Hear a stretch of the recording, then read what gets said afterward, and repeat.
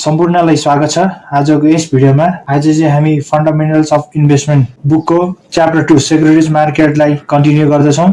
अस्ति हामीले securities market भनेको के हो, यसको टाइप्सहरू, सेक्युरिटिज मार्केटमा ट्रान्जेक्सनहरू कसरी हुन्छ भनेर अध्ययन गरिसकेका छौँ। आज चाहिँ हामी त्यही सेक्युरिटिज मार्केट अन्तर्गत मार्जिन कल लङ पर्चेजमा कसरी हुन्छ र सर्ट सेलमा कसरी हुन्छ भन्ने अध्ययन गर्नेछौँ। अब मार्जिन कल भनेको के हो भनेर बुझ्नुभन्दा अगाडि मार्जिन भनेको के हो भनेर बुझ्न आवश्यक छ। मार्जिन भनेको लगानीकर्ताले दलाल कम्पनीसँग खोल्ने विशेष खाता ट्रेडिङ अकाउन्टमा राख्ने न्यूनतम रकम हो, जसको आधारमा दलालले अतिरिक्त ऋण उपलब्ध गराउँछ। यसलाई प्रयोग गरेर लगानीकर्ताले आफ्नो पुँजीभन्दा बढी शेयर वा प्रतिभूति खरिद गर्न सक्छन्।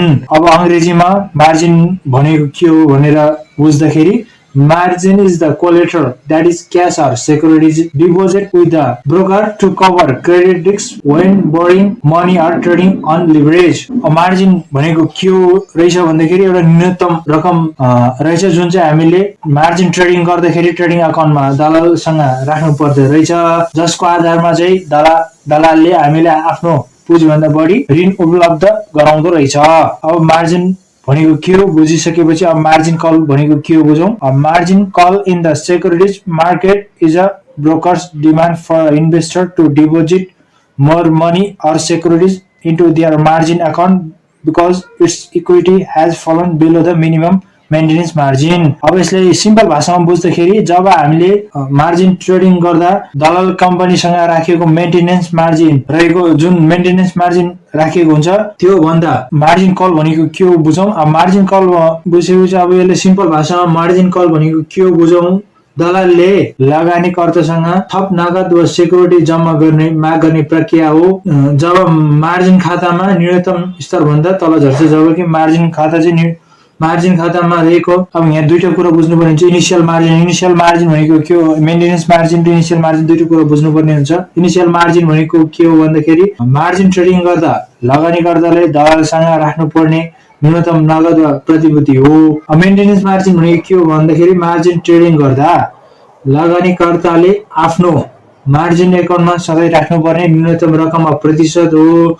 यदि खातामा रहेको मार्जिन एकाउन्टमा सधैँ राख्नुपर्ने न्यूनतम रकम भन्दा इक्विटी कम भयो भने मार्जिन कल गरेर थप रकम माग्छ वा शेयर बेच्न बाध्य गर्छ, जसलाई नै हामी मार्जिन कल भन्दछौँ। यदि मेन्टेनेन्स मार्जिन हामीले मेन्टेन गर्न सकेनौँ भने मार्जिन कल प्राप्त हुन्छ।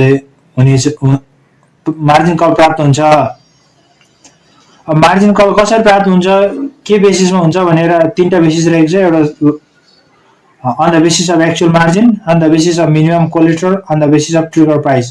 अब margin call on the long purchase मा कसरी हुन्छ भनेर हेरौँ। एक नम्बर छ on the basis of actual margin।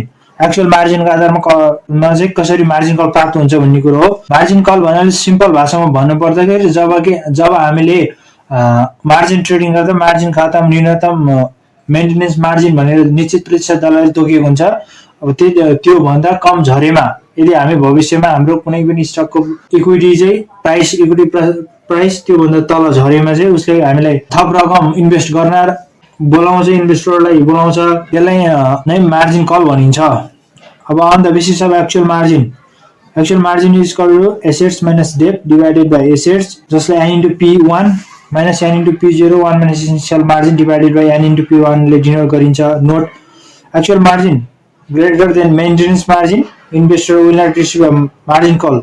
यदि एक्चुअल मार्जिन चाहिँ हाम्रो मेन्टेनेन्स मार्जिन जुन दलाल कम्पनीले निश्चित प्रतिशत रकम तोकेको हुन्छ त्यो भन्दा बढी भएमा हामीलाई मार्जिन कल प्राप्त हुँदैन। यदि एक्चुअल मार्जिन चाहिँ मेन्टेनेन्स मार्जिन भन्दा कम भएमा इन्भेस्टरले चाहिँ will receive a margin call प्राप्त हुँदैछ। अब रहेको छ on the basis of minimum collateral margin call value.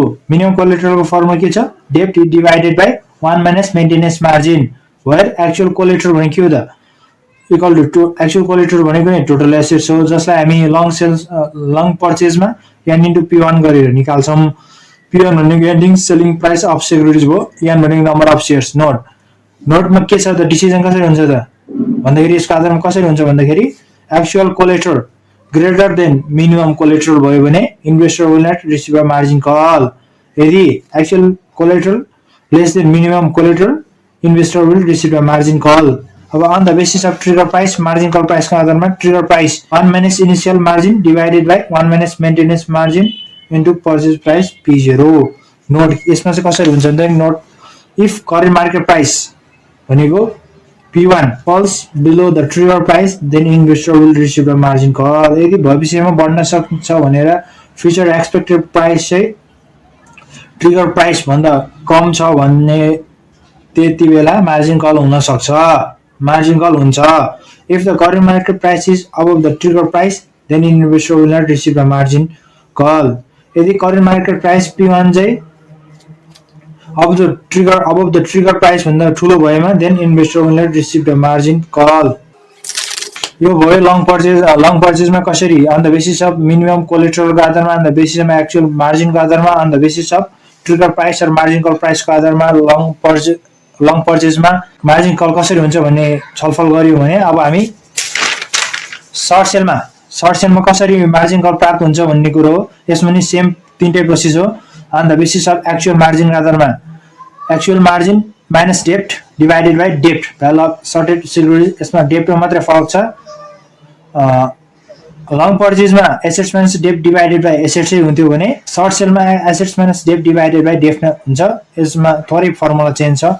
अब निर्णय कसरी गर्दछ भन्दाखेरि यदि एक्चुअल मार्जिन मेन्टेनेन्स मार्जिन चाहिने भन्दा बढी छ भने इन्भेस्टरलाई मार्जिन कल प्राप्त हुँदैन।